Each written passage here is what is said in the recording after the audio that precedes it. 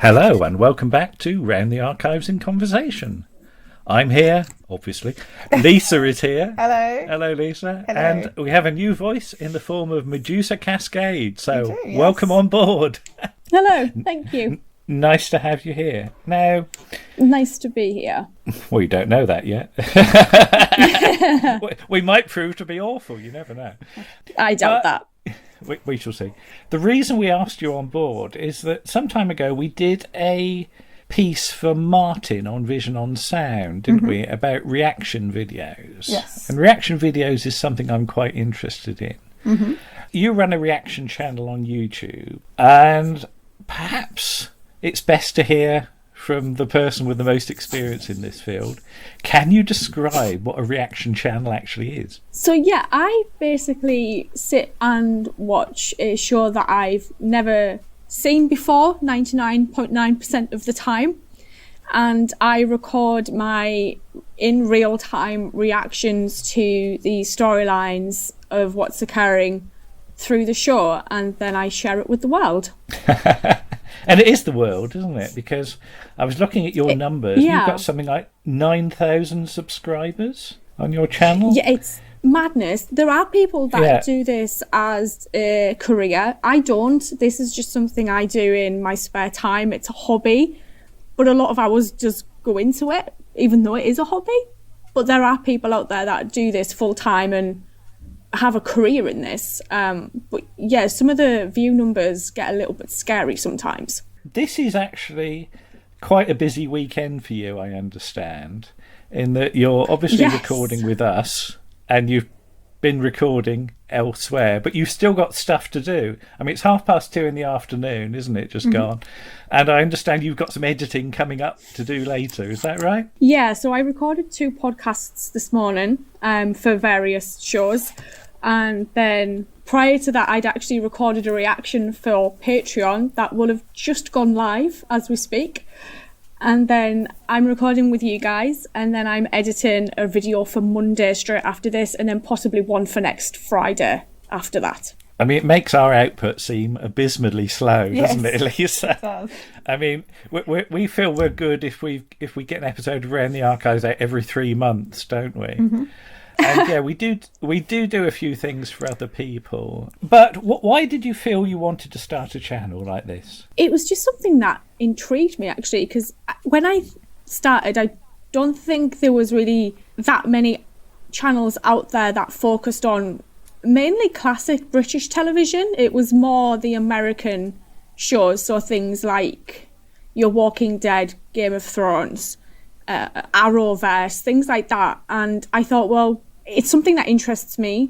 I'm massively a fan of classic BBC shows in particular, so I thought, well, why don't I just do my own little channel in my own little bubble and just sit and watch things that not many people may have encountered before, things that I hadn't encountered before, a lot of which were recommended by my mum, who kind of grew up in the period of most of what I've watched, actually. So she would at first point me in the right direction of what may work, what I might enjoy.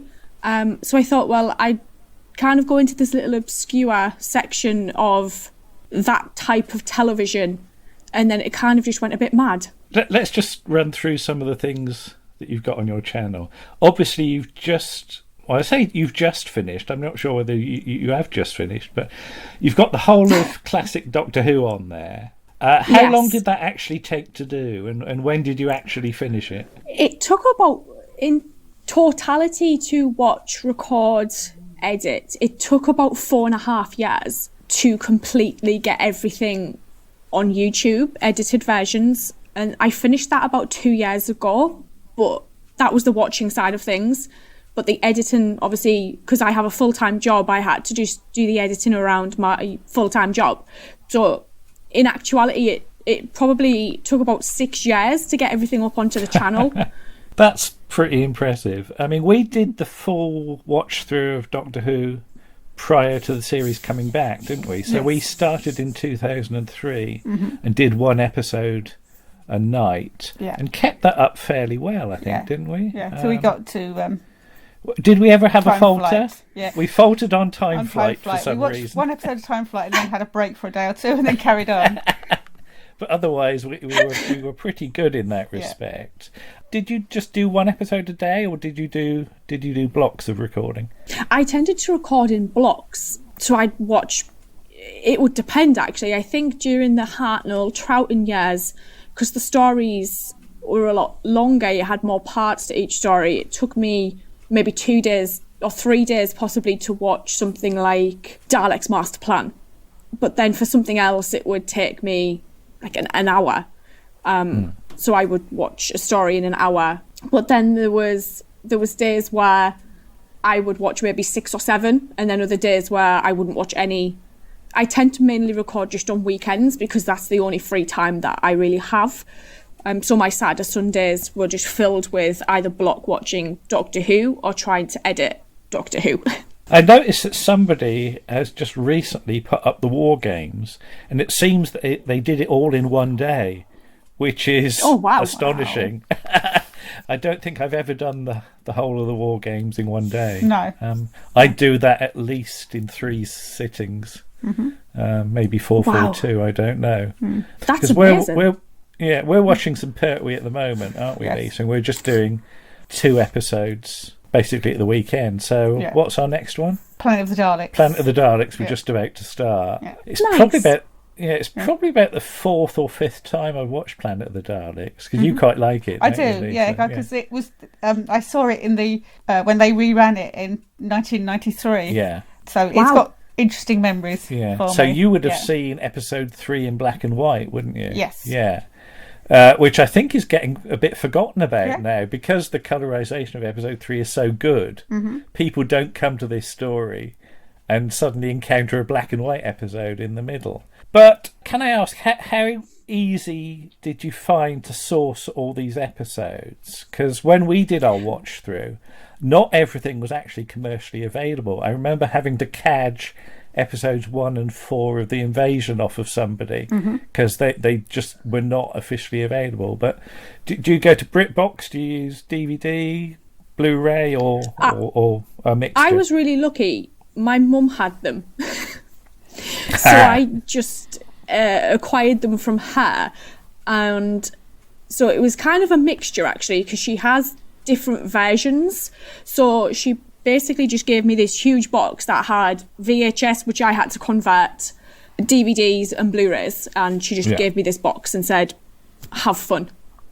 I mean, that's the thing with sort of, I guess our journey, Lisa, isn't it? That we've been through multiple formats. Yes. That we've had these stories on, shall we say, pirate VHS. Well, you did. I did. Official VHS, DVD, and now on Blu-ray. So how many copies of like the Five Doctors or Spearhead from Space have we owned between us? Too many copies of the Five Doctors. It's ridiculous. Yeah. And probably in the house there are at least probably about 3 versions even now, aren't there? Because we haven't really got rid of them. So I was just thinking, actually, I'm pretty sure in my office there's 3 versions of the Five Doctors sat on a shelf. Quite possibly, yeah. So that sounds about right, yeah. And bear in mind, Lisa, we have jettisoned virtually all our VHSs as well, which might cause a few people to weep. But literally is not the room. we kept the covers, didn't we? Yeah. But we have nothing to play them on now. Yeah. So. Well, we kept a lot of the covers because they're signed. It has to be said as well. So you've got a folder full of signed covers and things like that. Things like that. But I know a lot of them's great as well.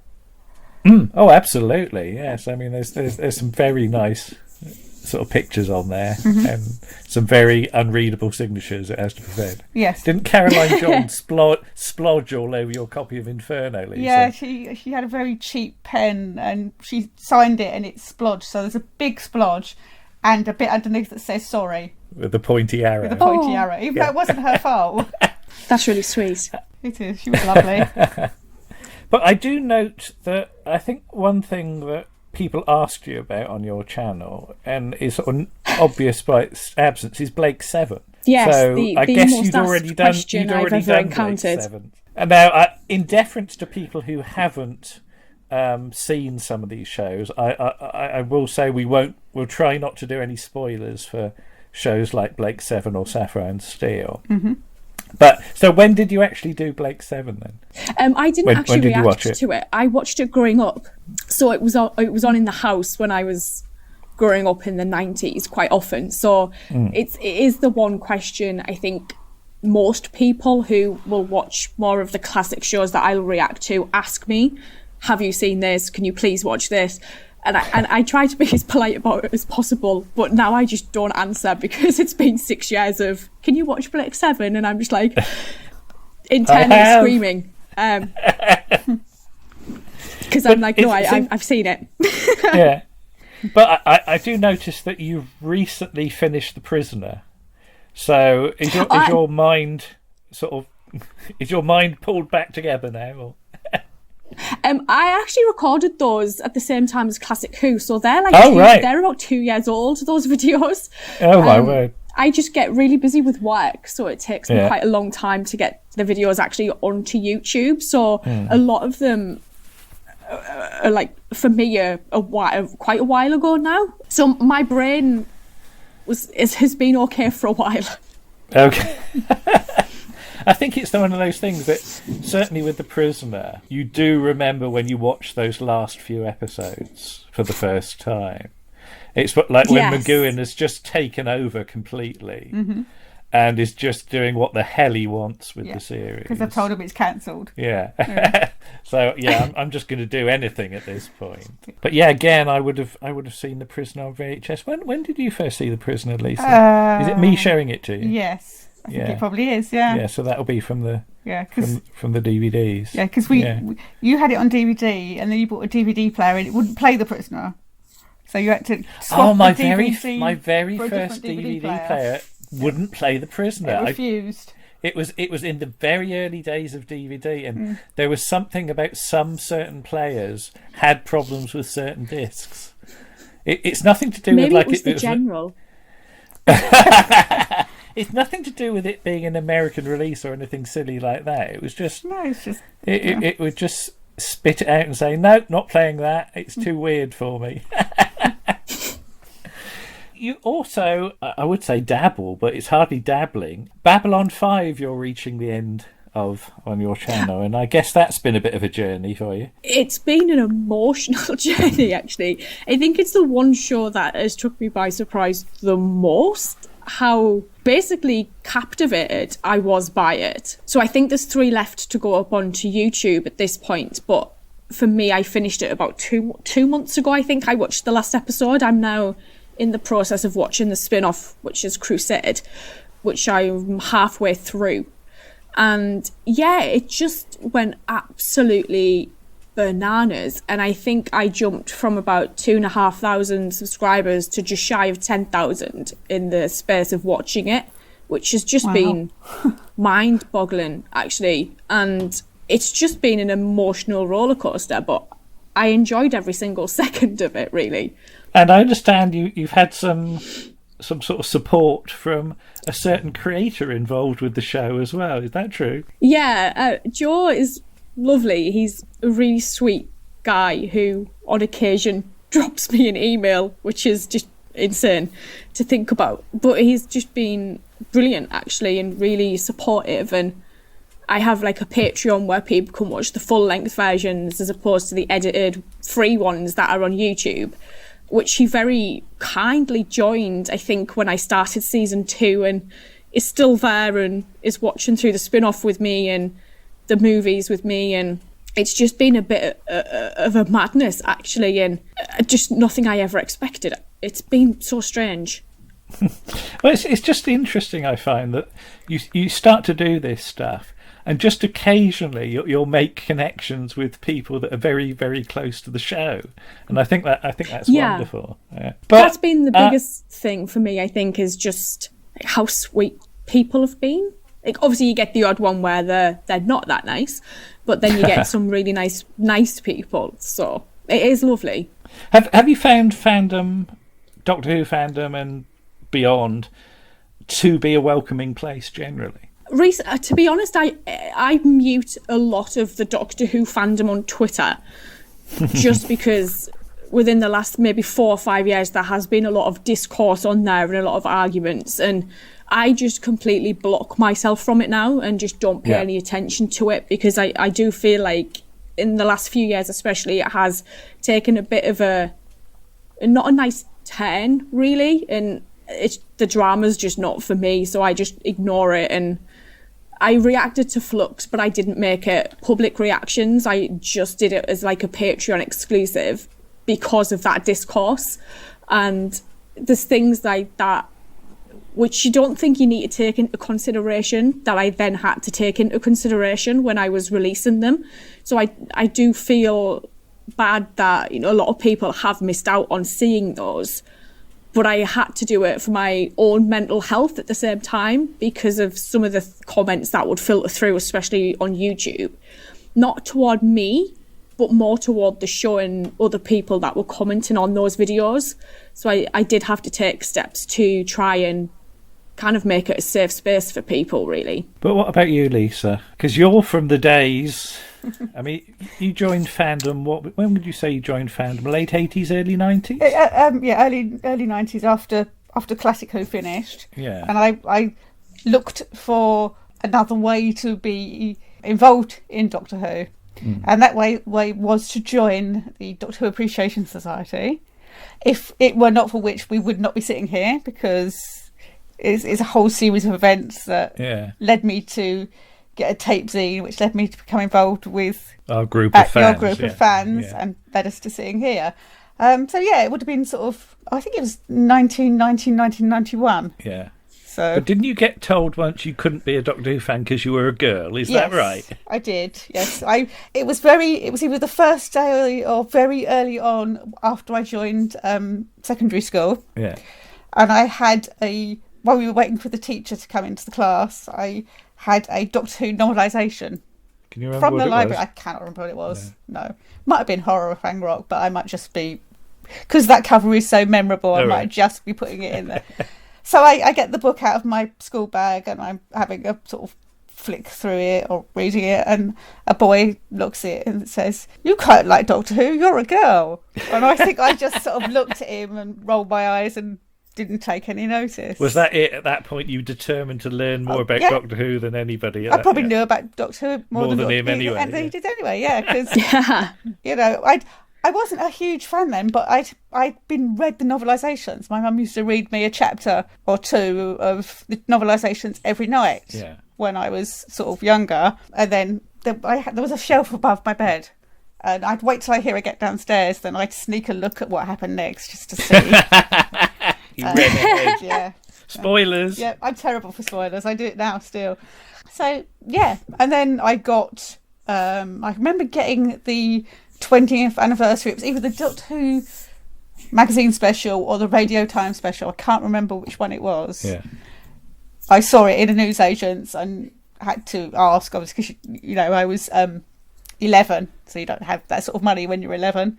Because it was about £3 or £4, which was quite a lot of money back then. Doesn't sound a lot now, but it was, you know, it's probably the equivalent to about £10 now. So I got that. And then for Christmas one year, I got a tape cassette player, and I got a State of Decay on cassette. Yeah. My parents, knowing that I liked Doctor Who, bought me that. Yeah. So I was very familiar with that version of State of Decay and Tom Baker's reading of it. Yeah. And the so voices. what's the earliest story you can remember, Lisa? See, I'm always a bit embarrassed because... Is it The Visitation? It's Peter Davison's first season. Yeah. And technically, I should really be able to remember Tom Baker's last couple. Yeah. But we were always at my grandparents' on a Saturday. Drinking lemonade. Drinking flat lemonade. That's a whole different story.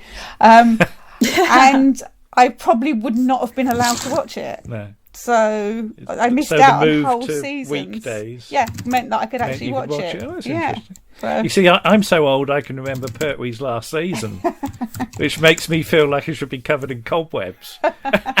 But growing up, you said your mum sort of had this collection. Can you remember your first encounter with Doctor Who? I remember seeing an image, the earliest memory for me of Doctor Who was an image of William Hartnell hiding behind a bush. And I remember being scared because he had the longest fingers that I had ever seen on a person. Pardon? And Are you sure the earliest memory of Doctor Who that I have. Are you sure the telly was in the right aspect ratio? Hartnell hasn't got long fingers. But I must have been maybe 4, 5, something like that. So have you been able to work out what that is? No. Oh. I still do, to this day, do not recall what story that was. Ooh, it's one of those weird... I just remember he's hiding behind a bush and there's Daleks. It could be Dalek Master Plan, actually. It could be one of the parts of Dalek Master Plan. Oh! But I just remember he's behind a bush and there's some Daleks in the background and he's in the foreground, kind of crouched down. Does sound like the start of Day of Armageddon to me. But that wasn't found... I was going to say, when was Day of Armageddon found? 2004? Something like that, yeah. Yeah, so. Unless there's a... Yeah, I was going to say, unless... There are a couple of film clips. Yeah, I'm not sure. Because I remember when Day of Armageddon was found and we went round somebody's house to watch it, didn't we? Yeah. Because I would have been 17 then, so it's definitely not that. Yeah. unless you saw the copy that had been knocking around. Cause, maybe my mum has the original and she's just never told anybody. You never know. But also going back through your channel, you've embarked on Danger Man, which is a show I know very little about. So how are you doing with Danger Man? I'm not doing too bad. I think I'm about 14 episodes in, I think, of season 1. It's kind of a similar format to Classic Who, actually. They're very short episodes with very long seasons. The first season especially, I think there's 39 episodes in season 1. So it's quite reminiscent of the Hartnell, Troughton years. And it's okay. It's not too bad. It took me by surprise a little bit. It's very episodic in its format, so there doesn't seem to be at the moment an arc for me to follow. It's just a different case each episode, with him working as part of a group for NATO, I think it is. And what threw me the most is that he has an American accent in it, and I didn't expect that at all. I was going to ask because about I'm just that. so used to him being number 6. Does he just stop at some point doing that accent? I'm not sure, because doesn't it go to 50-minute episodes? I'm not sure. I genuinely don't know. I haven't looked at the run length from season 2 on the DVDs yet, so I'm not too sure about that. Because it does go into colour briefly as well, I seem to remember. I've not seen it. We have it. Yeah. But I'm no expert. I mean, again, we've got the whole show in the house. Yeah, we've got the whole show in the house. We've probably got books on the subject. It's just that it's sort of lower down on our list, isn't it, of things to do. We've got such a long list of things to get round to doing. Yeah. I know how that feels. And you're also doing the Nightmare Man, which is not so well remembered. Oh right, is it? It's just taken time for me to actually make it public. Same with Moondial. They were all recorded around the same time as The Prisoner, Doctor Who. They were all recorded around the same time. You see, there I thought you timed it to release with Michael Seeley's book on the Nightmare Man. I thought you were being very clever there, but clearly not. I'm not that bright. So, the Avengers then. Early black and white Avengers. So I'm going to assume now that anything on your channel might be years old. So that one I watch very sporadically. I think I'm on episode 10 of season 2. So that one I watch maybe once, possibly twice a month. So it's not something I watch on a regular basis. It's just kind of one of my, I fancy watching one of those today. I have a similar thing with the original series of Star Trek. So I'll be like, I'll watch one of those, because I have been reacting to that. It's just a bit of a nightmare with Paramount to actually get those on YouTube. Yeah. So they aren't on there, and they are just on, at the moment, Patreon. But I kind of switch between those two, and I'll watch the odd episode every few weeks or so, and then I'll throw it onto Patreon as like a little extra. But in terms of the Avengers, I'm not that far into the second season. I mean, this is probably a good point. You mentioned it there, is to talk about copyright and the actual difficulty of getting some of these clips onto YouTube and getting them to stay on YouTube as well. So take us through how you edit a video and how you encounter problems or not with copyright. I do multiple edits, which might sound crazy to some people. It is actually crazy. So I'll do an initial edit, which is the full reaction, and that will go onto Patreon. But then when it comes to YouTube, YouTube allows for up to 10 minutes of copyrighted material to be used within a reaction video or a review or a commentary video. Copyright owners, however, don't always agree with that. So the BBC can get back to you and say, yes, YouTube allow for 10 minutes, but actually we will only let you use 8 minutes for this particular story, which happened to me quite a lot on season 11 of recent New Who. So Jodie's first season, they were very strict with 8 minutes or 8 minutes 30 seconds with me on that one. So it depends on the owner of the material. Warner Brothers were absolutely perfect with me up until halfway through season 4 of Babylon 5, and then became incredibly strict. So you have to edit a certain way to get through the copyright barrier with those guys. You can do an appeal or you can do a dispute, which can go either way. If you do a dispute and they say no, you've got to re-edit your video to fit the parameters of what they want you to use. If you still disagree with it, then you can launch an appeal. They can then get back to you and say that appeal's not been successful. They can do two things in that case. They can ask you to take the video down without any repercussions, and they give you 7 days, or they can immediately strike your channel for copyright infringement. And if you get 3 of those, your channel is automatically terminated by YouTube and you lose everything. And you are then blocked from creating a new YouTube account. So that's something obviously to bear in mind, especially if you've put the amount of hours into it that a lot of reactors do put into it. You get companies like MGM, however, who tend to be okay. They just take quite a while to get back to you.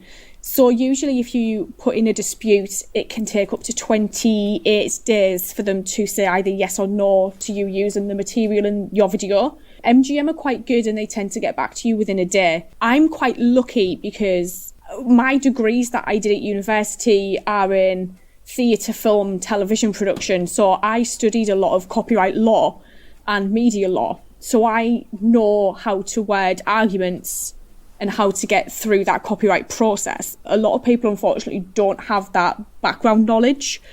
So I use that in my arguments as to say why the footage I use should be allowed to be used. And 99% of the time, my video just gets released and they're okay with that. A lot of it is so that people can't make money off their products, which I completely understand because it's their property, it's their show. I don't monetize my channel because I don't do this as a job. So it's not something that interests me. But I know there's a lot of reactors out there that do have monetized channels and they rely on getting those videos through a copyright so that they can earn money from it. But they have to prove that they've added significant amount of input into the video. So they've changed it, they've added music, they've done enough to make it not just solely them sat watching a film or a TV show.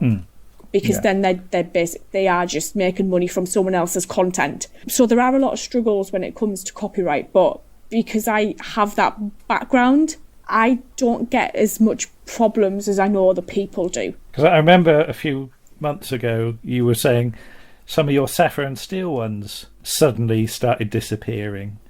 As soon as they landed on BritBox, all of my videos got blocked by ITV, but they'd had no issue with them prior to them going on to streaming.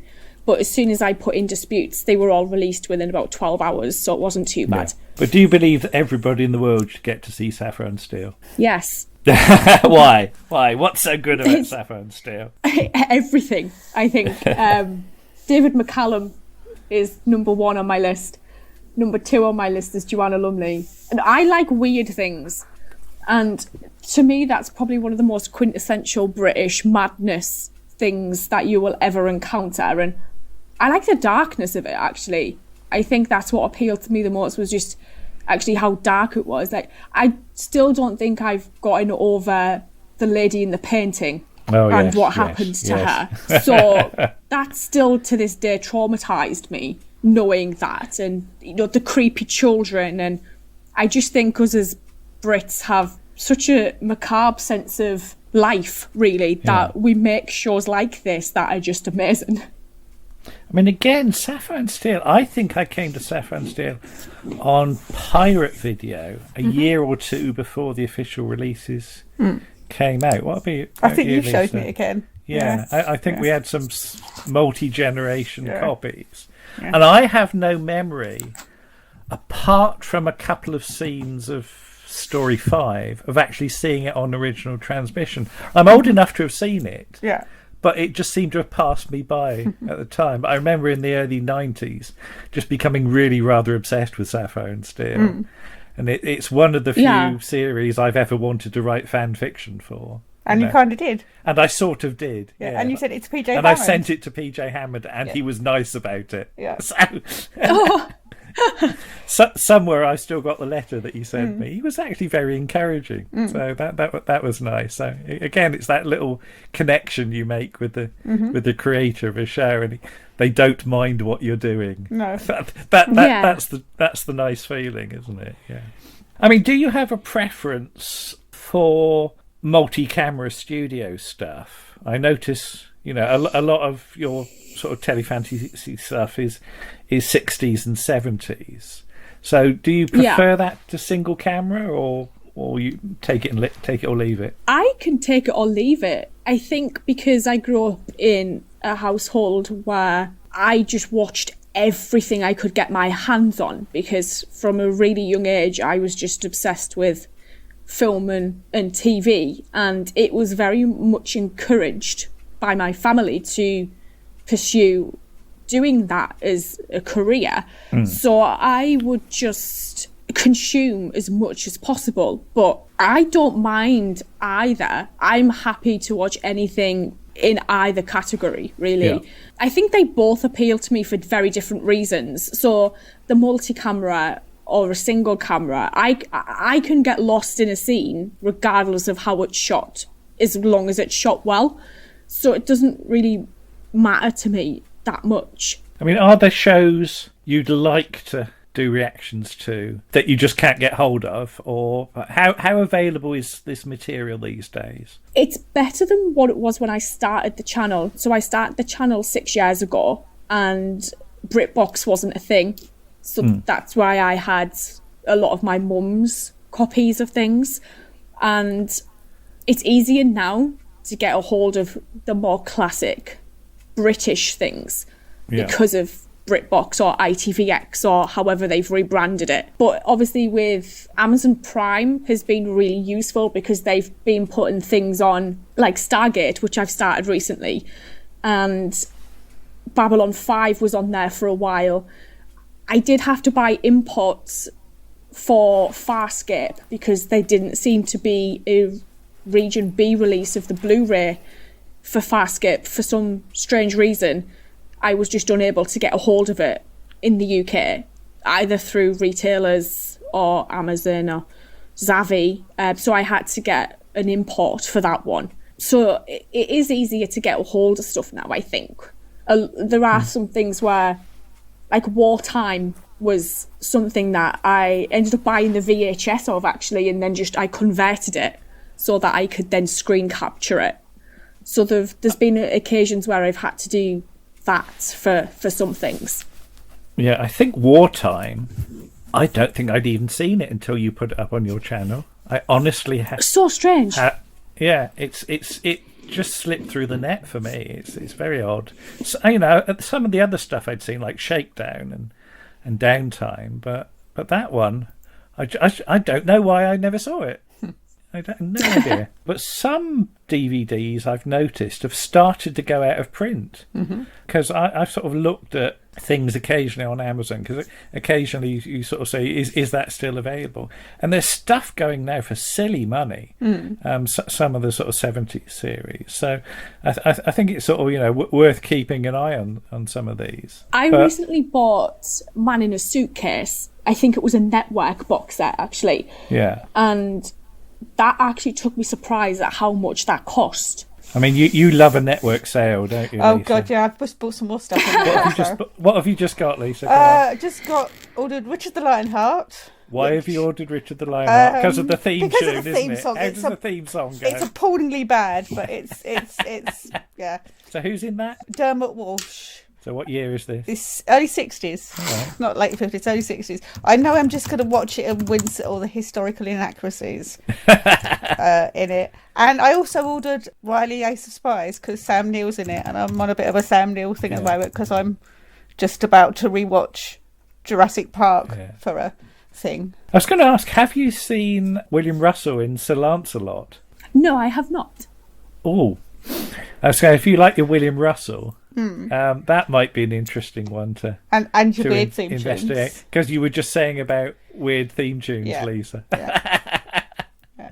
But that's basically William Russell just a few years before being about Ian. 5 years before he gets cast as Ian. Because I think when they cast him as Ian, they did a really good thing, because he and William Hartnell are probably the two best known actors in it, because obviously William Hartnell had the film career, but William Russell was a television star. He was a heartthrob. I think that's the thing, that people coming to season 1 of Doctor Who don't realise how big a name William Russell actually was at the time. Anyway, let's do some Desert Island Doctor Who with you, shall we? Go for it. So, Hartnell era.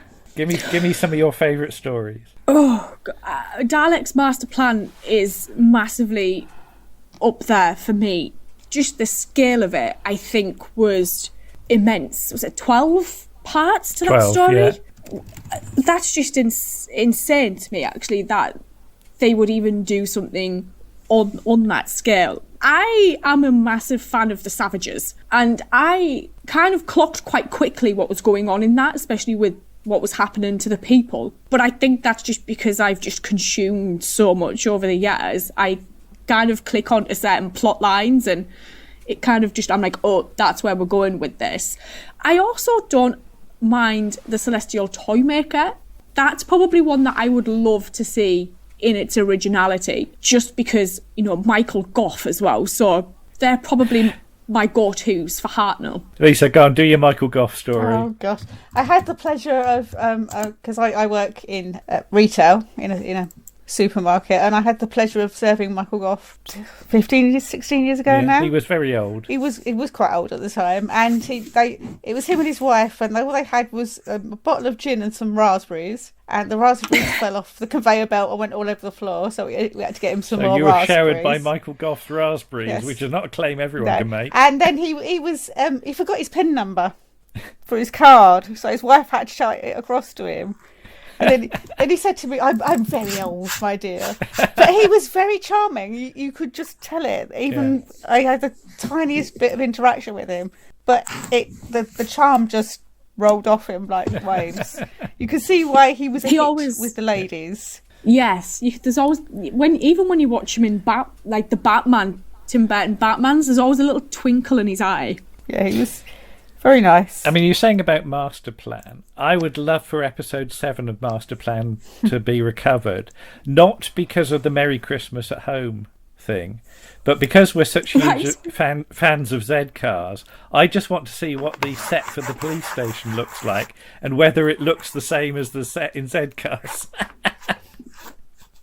Oh, that's a good point, actually. See, my initial thought would have gone to, was that like a Dixon of Doc Green set or something, but I don't know. The original draft script was intended for some of the cast of Z-Cars, wasn't it? Mm-hmm. Z-Cars at this point is about to mutate into Softly Softly, its own spin-off series. So, I didn't know that existed. Yeah, so the last few episodes of Z-Cars are recorded December 65, and Softly Softly launches the first week or so of 66. Mm-hmm. So the production team of Z-Cars are basically preoccupied with doing this. Yeah. And the thought of having to get involved in the Doctor Who spin-off as well was too much. Which is why the producer goes, no, we're not doing that. Yeah. So, yeah, there was the thought of having Brian Blessed and... We wouldn't have been Brian Blessed, would it, at that point? Oh, Brian's left at that point, hasn't so that'd he? be Colin Welland. It's Colin Welland, isn't it? Yeah. James Ellis or somebody. Yeah. But unfortunately, the last couple of Z-Cars from that period don't exist, and neither do the first few Softly Softlies. So you can't quite see how they do the transition. Yeah. It's a real pain in the backside. Yeah, because we have seen one of the early Softly Softlies. Yeah. And it's got Alexis Canner in it from The Prisoner. From The Prisoner. And he's playing it. Yeah. He's playing it exactly the same. Yeah.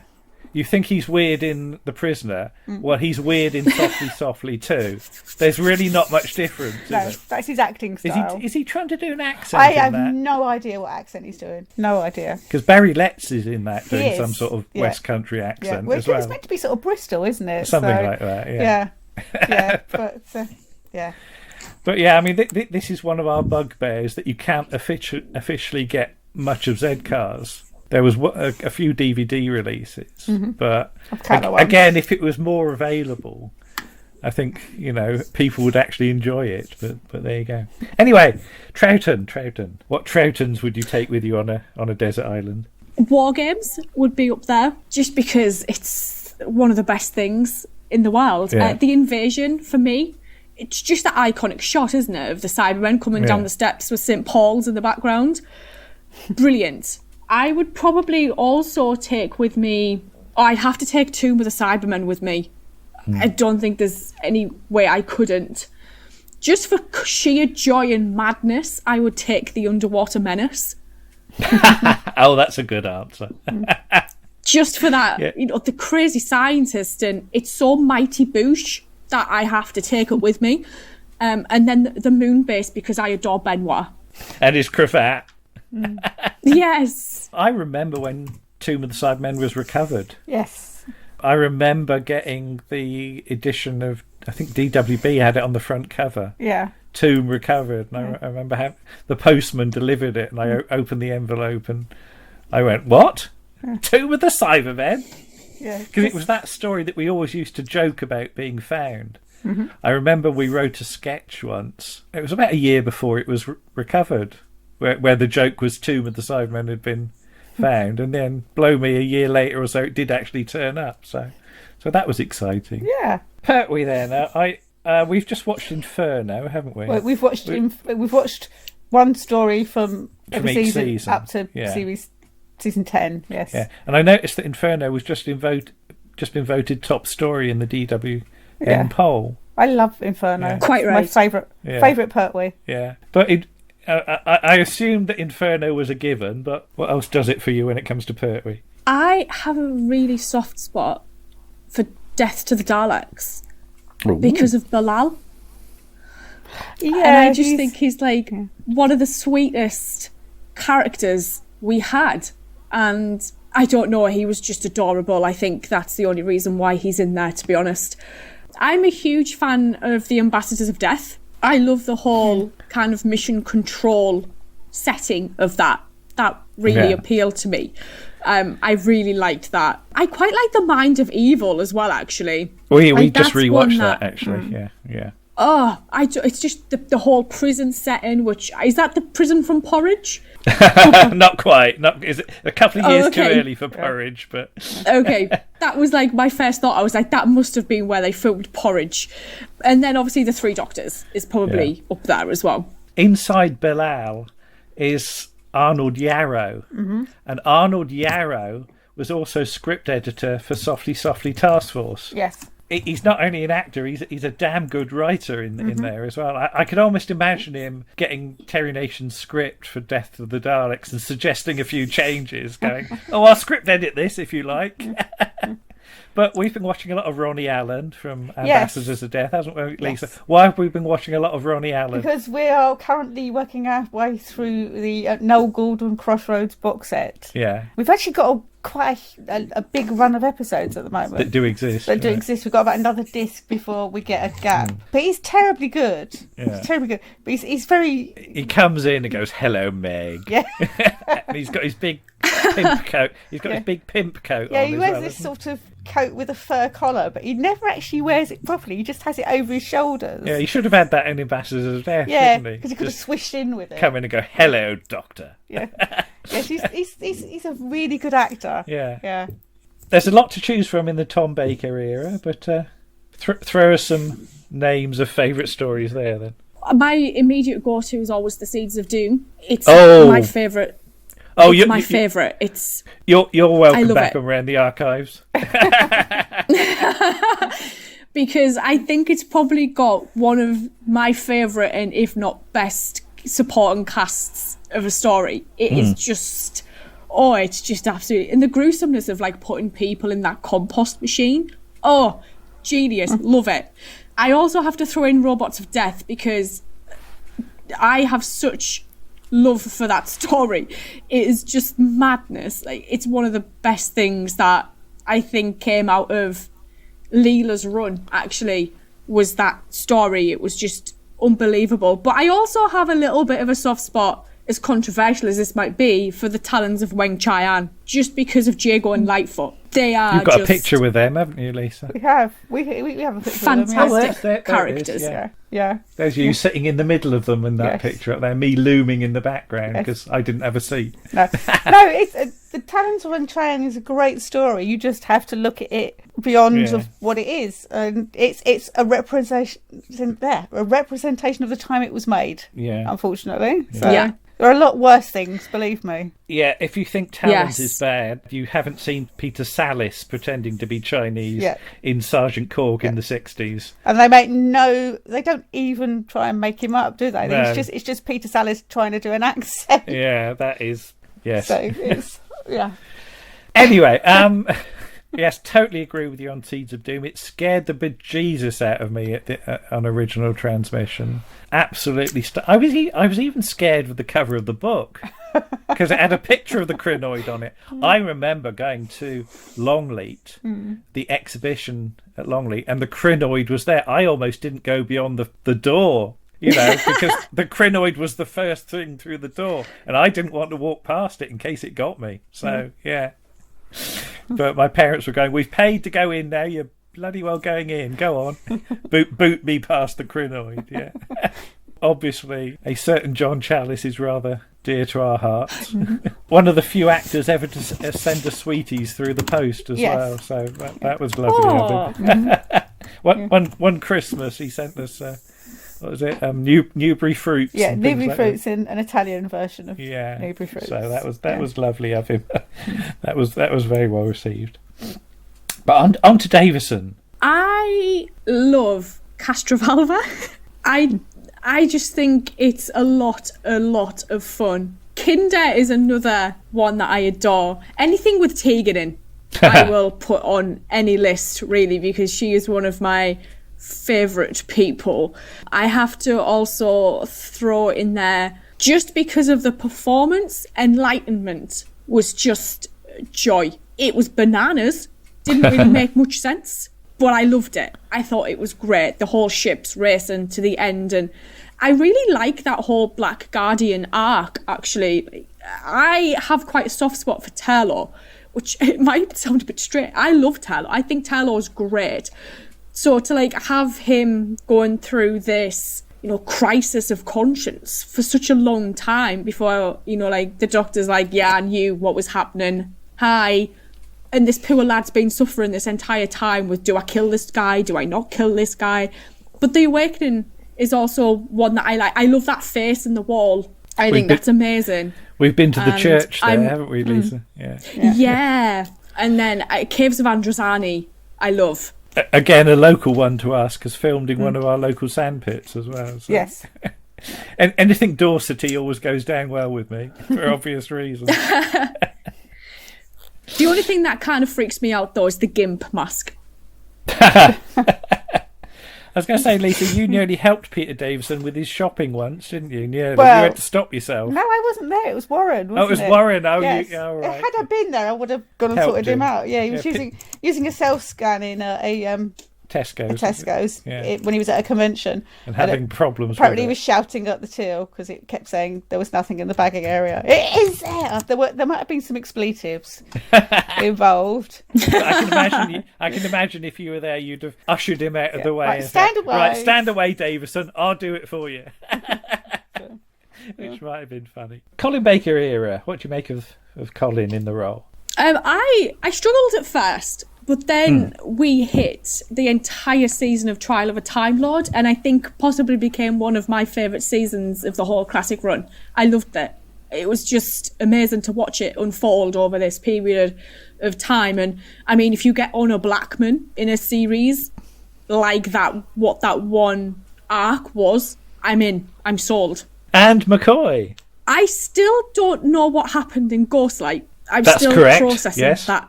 Slightly. I adored the absolute madness that was Paradise Towers. Loved it.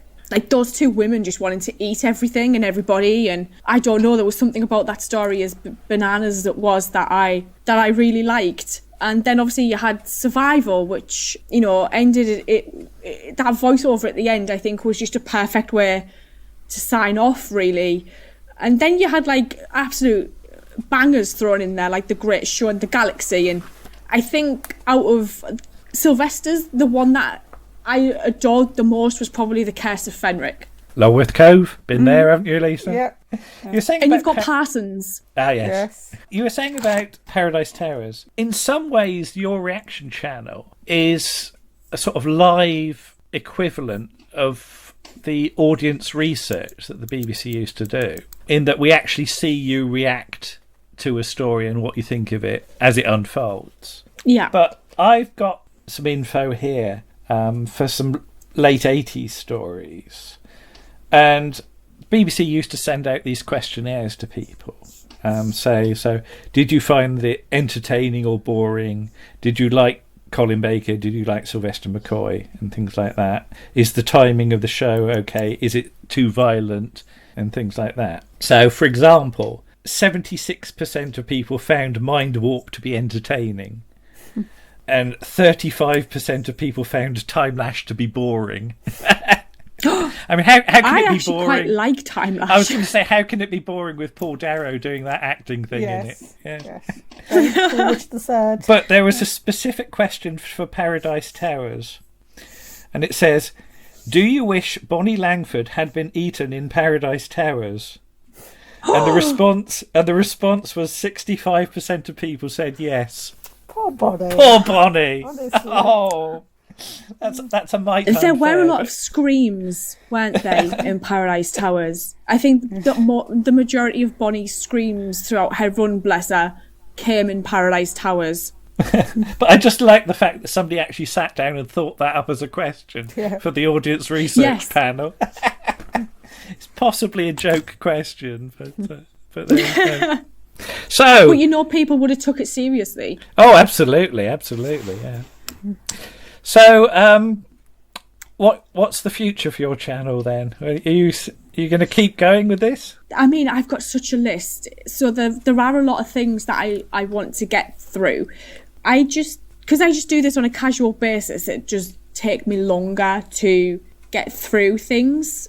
The majority of shows that get given to me as suggestions tend to be like ones that go on for quite a long time. So obviously with Farscape, I had 4.5 seasons. So that was like 90 episodes, I believe it was. And then obviously with Babylon 5, that's over 100 episodes. And then there's the spin-off, there's made-for-TV movies. So that went on for quite a while.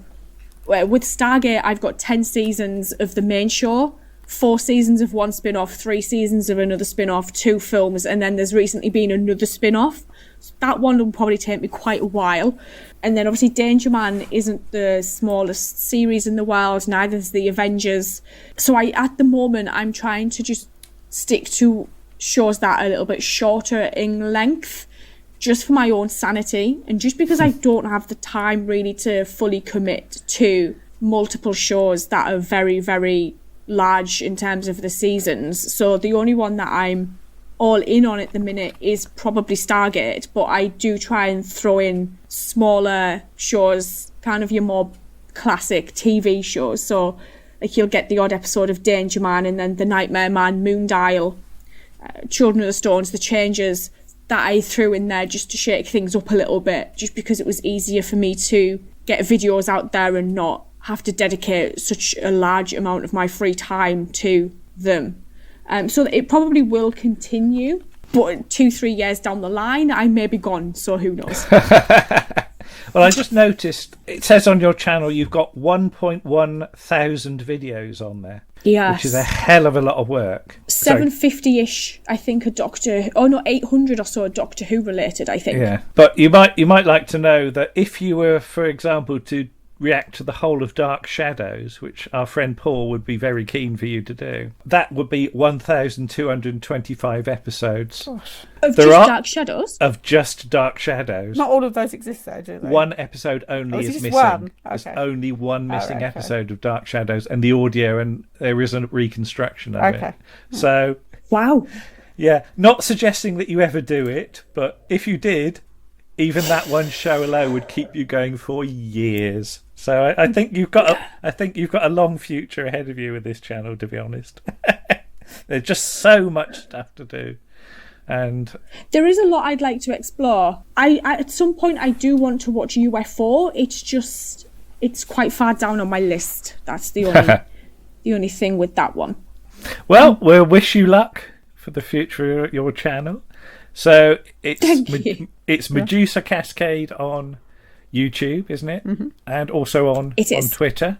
So yes, yeah, we definitely recommend seeking you out. So thank you for joining us today. Hope You're you welcome. enjoyed It's it. been a pleasure. Yes, well, you'd be very welcome to come back at some point in the future. Yes. It's always good to have new people, that's the thing. Yes. So we'll say thank you very much and say ta-ra to the listeners. So bye-bye. Bye. Bye.